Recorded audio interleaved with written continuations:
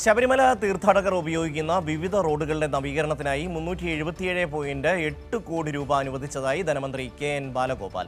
10 ജില്ലകളിലെ 82 റോഡുകൾക്കാണ് തുക അനുവദിച്ചത്. സുലേഖ ചേരുകയാണ്. സുലേഖ, വിശദാംശങ്ങൾ. ഷമി, 10 ജില്ലകളിലെ 82 റോഡുകൾക്ക് വേണ്ടിയിട്ടാണ് ഈ തുക അനുവദിച്ചിട്ടുള്ളത്. നിലവിൽ ശബരിമല റോഡുകൾക്കായി 377.8 കോടി രൂപയാണ് ധനകാര്യ വകുപ്പ് അനുവദിച്ചതായിട്ടുള്ള അറിയിപ്പ് കെ.എൻ. ബാലഗോപാലിന്റെ വാർത്താക്കുറിപ്പ് വന്നിട്ടുള്ളത്. ഇത്തരത്തിൽ തിരുവനന്തപുരം ജില്ലയിൽ 16 റോഡുകൾക്ക് വേണ്ടി 68.90 കോടി രൂപയുണ്ട്. ഒപ്പം കൊല്ലത്ത് 15 റോഡുകൾക്ക് വേണ്ടി 54.20 കോടി രൂപയും, പത്തനംതിട്ടയിൽ 6 റോഡുകൾക്ക് വേണ്ടി 40.20 കോടി രൂപയും, ആലപ്പുഴയിൽ 9 റോഡുകൾക്ക് വേണ്ടി 36 കോടിയും, കോട്ടയത്ത് 8 റോഡുകൾക്ക് വേണ്ടി 35.20 കോടി രൂപ എന്നിങ്ങനെയാണ് തുക അനുവദിച്ചിട്ടുള്ളത്.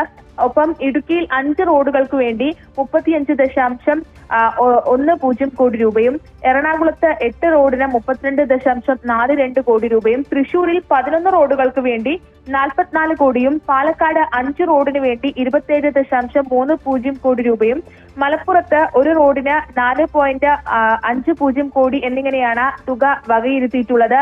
എന്തായാലും ശബരിമല തീർത്ഥാടകർ ഉപയോഗിക്കുന്ന വിവിധ റോഡുകളുടെ നവീകരണത്തിനായാണ് നിലവിൽ ഇപ്പോൾ 377.8 കോടി രൂപ അനുവദിച്ചതായിട്ടുള്ള ധനകാര്യ മന്ത്രിയുടെ വാർത്താക്കുറിപ്പ് വന്നിട്ടുള്ളത്. ഷമി,